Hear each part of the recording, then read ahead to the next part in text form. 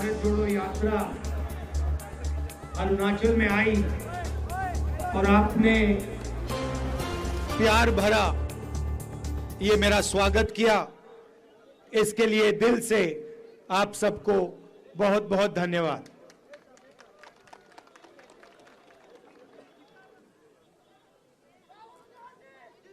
पिछले साल हमने भारत जोड़ो यात्रा की। कन्याकुमारी से लेकर कश्मीर तक 4000 किलोमीटर हम चले। काफी लोगों ने हमसे पूछा कि 4000 किलोमीटर हम क्यों चल रहे हैं। उन्होंने कहा कि ऐसा काम पहले हिंदुस्तान में आजादी के बाद कभी नहीं किया गया, तो आप क्यों कर रहे हैं। और हमने कहा देखिए, आमतौर से जो ऑपोजिशन की आवाज होती है उसको मीडिया उठाती है, अलग अलग इंस्टीट्यूशंस होते हैं जो ऑपोजिशन की रक्षा करती है, मगर आज के हिंदुस्तान में आरएसएस ने, बीजेपी ने मीडिया को कैप्चर कर लिया है। सारे के सारे जो इंस्टीट्यूशंस हैं, चाहे वो जुडिशरी हो, चाहे वो इलेक्शन कमीशन हो, चाहे वो ब्यूरोक्रेसी हो, उन सब पर दबाव डाल रखा है, उनको डरा रखा है। और जो जनता के मुद्दे हैं उनको उठाने का सिर्फ एक तरीका है और वो है भारत जोड़ो यात्रा। इसीलिए भैया ये अपने सीआरपीएफ वालों से कह दो कि तमाशा कर दो। तो जनता की जो आवाज है उसको उठाने का सिर्फ एक तरीका है और वो है भारत जोड़ो यात्रा, और जनता के बीच में जाकर उनका हाथ पकड़कर उनकी आवाज उठाना। जब हम चल रहे थे, काफी लोगों ने हमें कहा कि देखिए, आप कन्याकुमारी से कश्मीर चले हो, साउथ इंडिया से नॉर्थ इंडिया चले हो, मगर नॉर्थ ईस्ट का क्या होगा, अरुणाचल का क्या होगा, मणिपुर का क्या होगा, नागालैंड, असम, उड़ीसा, झारखंड, छत्तीसगढ़, इन स्टेट्स का क्या होगा। और बहुत सारे लोगों ने कहा कि आपको ईस्ट वेस्ट यात्रा करनी चाहिए। सही? इसीलिए हमने भारत जोड़ो न्याय यात्रा ईस्ट से वेस्ट अब शुरू की है। अब सवाल था कि ये कहां से शुरू हो, और मैंने सोचा कि हम मैसेज देना चाहते हैं कि जो नॉर्थ ईस्ट के स्टेट्स हैं, चाहे वो छोटे हो, उनकी जगह, उनकी इंपॉर्टेंस सबसे बड़े स्टेट जितनी होनी चाहिए। उनका कल्चर है, उनकी हिस्ट्री है, उनकी भाषा है, उनका जीने का तरीका है। इन चीजों से हिंदुस्तान बहुत कुछ सीख सकता है।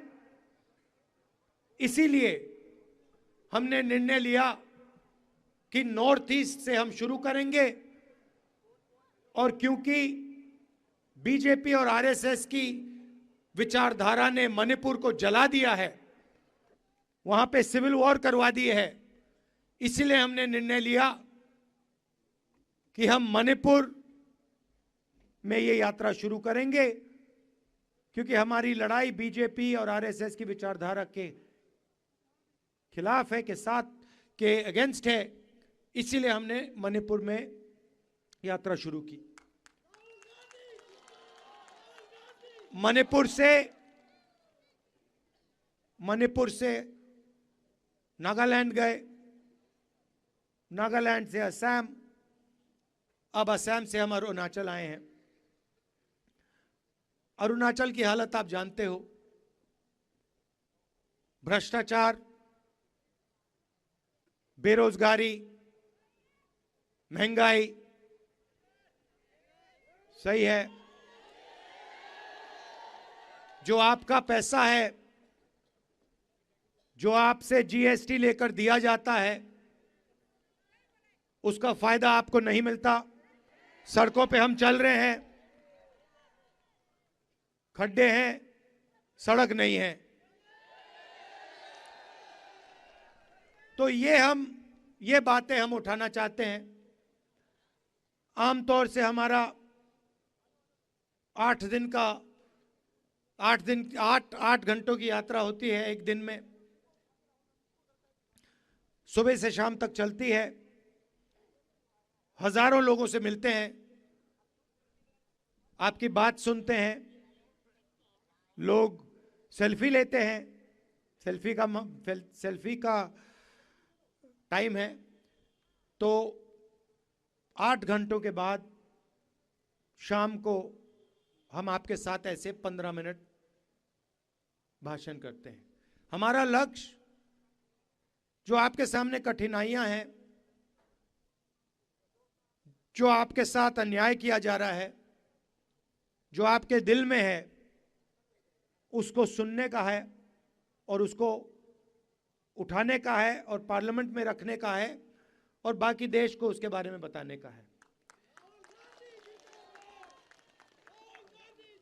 देश में बीजेपी ने, आरएसएस ने नफरत फैला दी है। एक धर्म को दूसरे धर्म से लड़ाते हैं, एक भाषा को दूसरी भाषा से लड़ाते हैं, एक प्रदेश को दूसरे प्रदेश से लड़ाते हैं और इनका लक्ष्य हिंदुस्तान का धन चोरी करने का है। तो मणिपुर में इन्होंने आग लगा दी और जो मणिपुर का पैसा था उसको ये उठा के ले जाते हैं और चुने हुए 2-3 अपने उद्योगपति मित्रों को दे देते हैं। इसीलिए भारत जोड़ो यात्रा का लक्ष्य सबको एक साथ ले जाने का, जैसे मैंने यात्रा में पहले कहा, नफरत के बाजार में मोहब्बत की दुकान खोलने का हमारा लक्ष्य। आपने इस यात्रा का समर्थन किया, आप हमारे साथ चले, आपने अपनी पूरी एनर्जी हमें दी।